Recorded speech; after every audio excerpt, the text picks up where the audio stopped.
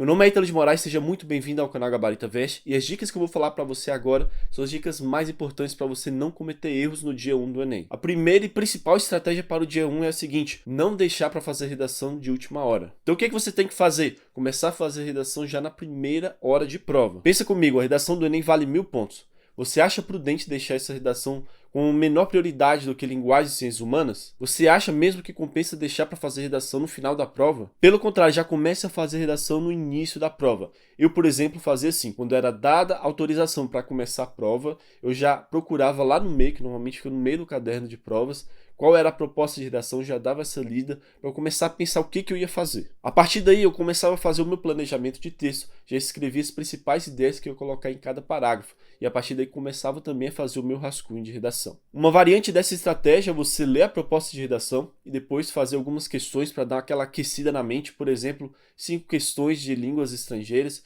que são questões que normalmente as pessoas acertam a maioria, ou então fecham, acertam todas. Então é bom que você já comece a fazer também essas questões como uma forma de aquecer o seu cérebro, digamos assim, aí depois você volta para fazer a redação. Depois que você fizer esse rascunho de redação, eu aconselho que você vá para as provas objetivas como uma forma de ter essa alternância entre tipo de provas, que isso vai ajudar você a cansar menos. Inclusive, aconselho que você comece fazendo as questões objetivas de ciências humanas, que historicamente valem mais pontos do que as questões de linguagens. Essa parte de aplicação de estratégia, após você ter feito o seu rascunho de redação, vai depender muito da sua estratégia de prova, aquela com a qual você já está acostumado. Eu, por exemplo, costumava focar muito na parte de ciências humanas, mas você pode fazer variações. Por exemplo, fazer algumas questões de ciências humanas e depois fazer algumas questões de linguagens. Lembre-se sempre de tentar fazer as fáceis primeiro. Feitas algumas questões, você volta para a redação para você passar a sua redação a limpo. Já adianto que não tem um número fixo de questões, na verdade você tem que se orientar pelo tempo, porque o tempo é muito mais objetivo, muito mais fácil de você controlar. Às vezes você pode gastar tempos diferentes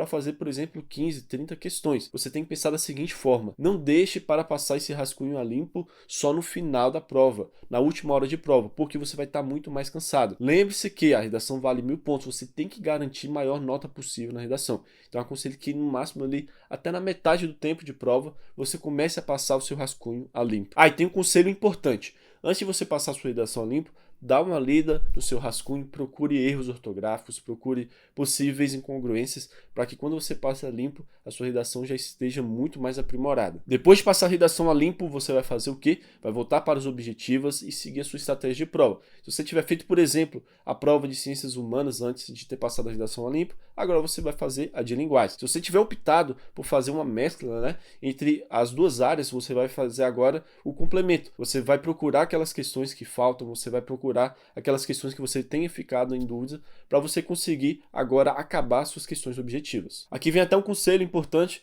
que quando você estiver fazendo suas questões objetivas, desde ali no início da prova, quando você ficar em dúvida alguma questão, coloca algum símbolo, alguma interrogação, alguma coisa, para quando você voltar nessas questões, você poder saber em quais aquelas você tem dúvida. Outra regra importante: quando chegar nos 30 minutos finais de prova, você tem que parar tudo o que você estiver fazendo para você passar as suas questões objetivas para o gabarito definitivo. Por que isso? Porque se você deixar para fazer isso de última hora, por exemplo, ali nos 15, 10 minutos finais, você vai ficar muito ansioso, você corre o risco enorme de passar esse gabarito de forma errada, às vezes pular uma questão e errar várias questões do seu gabarito. Dessa forma, veja que não compensa esse risco de você passar o gabarito de última hora e acabar errando aquilo que você já tinha certeza que estava certo. Lembre-se desse conselho: 30 minutos finais, pare tudo e já comece a passar suas questões para o gabarito definitivo. E vale lembrar também que se tem alguma questão que você ainda está em dúvida, você pode pular essa questão, deixá-la marcado certinho para você voltar nos minutos finais. Então a ideia é a seguinte: você passa todas as questões que você já marcou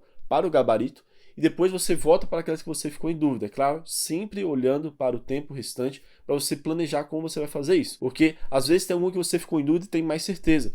Às vezes tem alguma que você ficou em dúvida, só que você realmente não consegue fazer. Aí você vai ter que chutar. E a ideia de você passar as questões para o gabarito também é a seguinte: você vai passar aquelas questões que você já marcou, aquelas que você já tem certeza que você não vai trocar as respostas. Então o que você tem que fazer? Lembra daquele conselho que eu falei de você marcar algumas questões? Você vai deixar marcadas aquelas questões que você tem que dar uma olhada novamente. Porque às vezes, quando você termina de passar esse gabarito a limpo, você vai ter mais ou menos ali uns 15, 10 minutos restantes. Você pode aproveitar esse tempo para retornar essas questões em que você tenha ficado com dúvida. E é claro, você vai ter que se planejar muito bem, você vai ter que ter cuidado para pular essas questões na hora de passar a limpo e fazer essa volta para essas questões que você tem ficado em dúvida. E dependendo do tempo restante, faltando ali 5 minutos estourando, você já vai ter que fazer o quê? Às vezes você vai ter que chutar. Se você não marcou tudo, você vai ter que chutar e já passar para o gabarito definitivo. Então tome cuidado para você planejar muito bem esse tempo no final de prova e não deixar acabar o tempo sem você ter passado essas questões, inclusive as que você tenha que chutar para o gabarito. Veja que isso é somente para o momento final de prova, para aquelas questões que você tenha ficado em dúvida. As questões que você já marcou,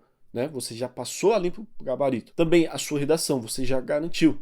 Veja que essa estratégia de meio corrida no final é só aquelas questões mesmo que você tenha ficado em dúvida. Então você já garantiu tudo aquilo que você já tinha certeza. É uma estratégia muito mais prudente de ser feita. E aí, gostou dessas dicas valiosas? Faz o seguinte, deixa o seu like, que você vai me ajudar bastante, e também se inscreva nesse canal para você receber cada vez mais dicas que vão te ajudar muito no Enem. Olhe também as playlists do meu canal, tem playlist de vários assuntos que vão te ajudar na prova. Inclusive, no final desse vídeo eu vou deixar aqui na tela uma playlist de reta final para o dia 2, para você saber exatamente o que revisar. Coloque nos comentários o que você achou nesse vídeo e também dicas daquilo que você quer ver aqui nesse canal. Muito obrigado por ter visto esse vídeo até aqui, desejo uma ótima prova para você no dia 1 do Enem 2022 e nos vemos no próximo vídeo.